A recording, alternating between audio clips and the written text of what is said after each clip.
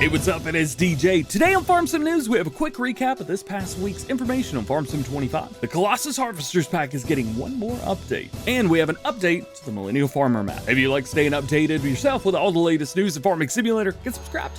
Let's go. Starting off with our mods and testing. Today we got 27 mods on the list, 26 are in Stage 1 or PC testing, and only one is in Stage 2 or console testing. Some notable mods on the PC list include the Bailey Bell and Pallet Trailer, Black Bull JX80, and the CNH 8-row corn headers fully animated. Also in PC testing, we have the Colossus Arian 12, 540, 590, and 650, the Fendt GTA platform, and the John Deere EasyFlow 835S.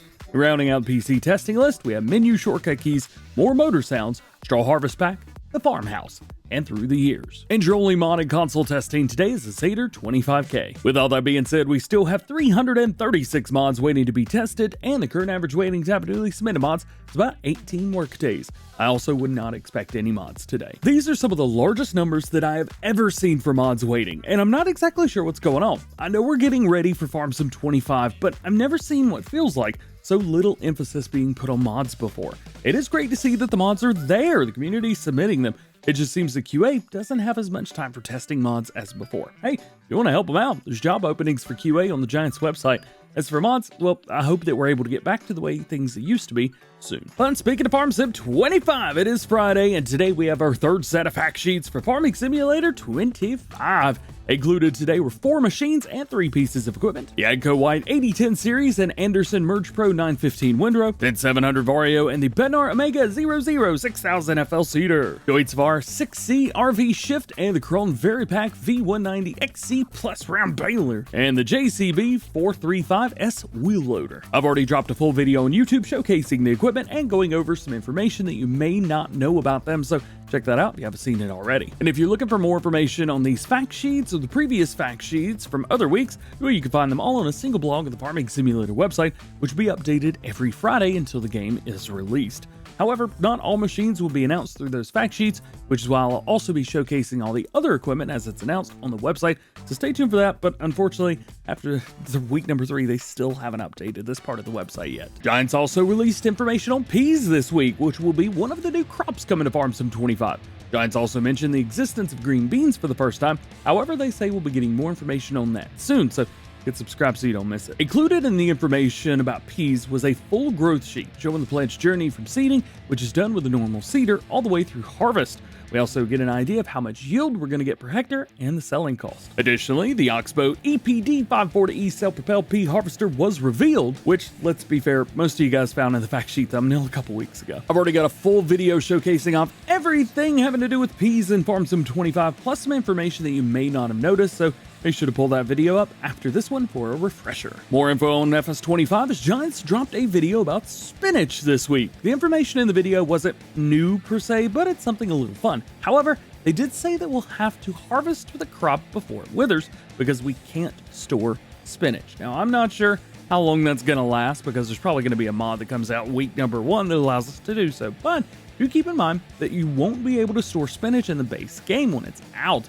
We also got to see more unreleased gameplay footage of spinach harvesting in Farm Sim 25, and if you haven't seen that, definitely check it out. Jumping over to modern news, Chris S. and Riley S. look to be adding one more piece of equipment to their Lizard Colossus Harvesters Pack, a modded mowing head for the forage harvester.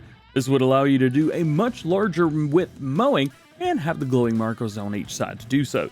As far as I know, this will be their last mod or update for Farm Sim 22. Chris also went live last night showing off the update in detail and talked about some future ideas, so check that out if you want to see more. Agritono dropped a few more screenshots of their GT500, this time showing off some big ol' off-road tires. Something about muscle cars with off-road wheels and big suspension that just looks weird and wrong, but perfectly fitted at the same time, and I personally love it. If you've ever played Forza Horizon or anything like that, well, you've probably seen this kind of thing a lot.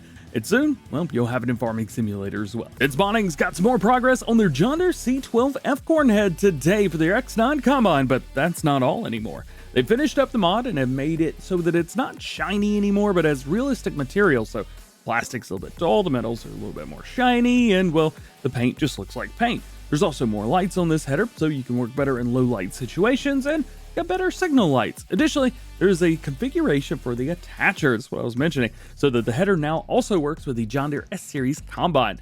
Last thing to do is finish up the C16F version, and then they'll be off with Giants for testing. Custom Mining have their Valmetal Fatmix 1130 mobile and stationary versions in the game. This is another new type of mod from CM, as they have never made a feed mixer before, at least to my knowledge anyway. Now, we don't get to see the stationary version today, and that's kind of the one that I really want to see, but we do get to see the mobile version with the John Deere 6R on the front. They say that the 6R and the 561R baler will complete the pack, but I believe that these are all going to be different mods. Don't expect a pack. Speaking of pack, ICUS is back with work resuming on their building pack. Ooh, tongue twister there. Next up is the large open shed with a very high roof, able to fit basically anything you want inside. ICUS has taken a 3-week break, but it's great to have them back. And lastly today, for those of you that have been waiting on the Millennial Farmer map and the MF Farms map for console and mod hub, well, they are still showing pending testing as of earlier today with a submission over 2 weeks ago. But as you've seen, there's a really long queue for testing right now, over 3 weeks, and it could be another week or so before we even see them in the first stage of testing. Maps are still coming. They just have to pass testing first. And the self-aware segue to the outro is also coming, but unfortunately it failed testing. Just like every episode of Farm Sim News, links to everything we talked about today can be found in the description. You can also check out the entire video in the form of a news article on farmsimnews.com, thanks to Yoast Modding. Remember, there's no release dates for mods, so no one knows when any mod's going to be released. And if you like this video, check out the Farm Sim News playlist for all the latest news and top stories going on in the world of Farming Simulator. And that is it. Thanks for hanging out with me today. Hope you enjoyed it. If you did, drop a like, get subscribed if you're new, enjoy the GoHam fam. Hope you have an awesome weekend. Stay safe out there on Friday the 13th. We will see you later.